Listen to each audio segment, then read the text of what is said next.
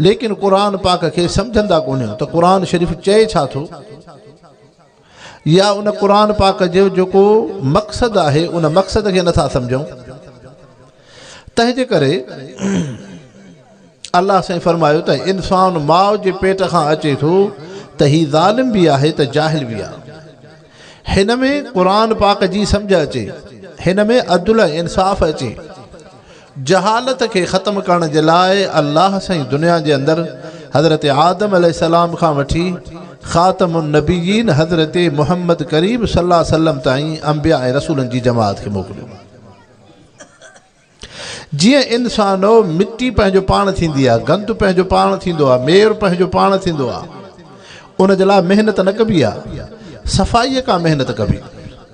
घरड़ो हूंदो आहे त ॿुहारीअ का महिनत कबी, थांव थिपे खे धोअण का महिनत कबी, लटे कपिड़े खे मेरे थियण खां बाद धोअण का महिनत कबी आहे, मेरे ऐं गंद का महिनत न कबी आहे। ईअं ई इंसानो कुफ्र ऐं शिरक गंद जी मिसाल आहे, बिदअत ऐं ज़लालत गंदगी जी मिसाल आहे, बद अखलाक़ी ऐं बुरायूं गंदगी जे मिसाल आहिनि। हाणे तौहीद ईमान पैगंबर करीम सल्लल्लाहु अलैहि वसल्लम जी सुन्नत ऐं सीरत दीन इस्लाम ते हलणु, अल्लाह जी इबादत ऐं बंदगी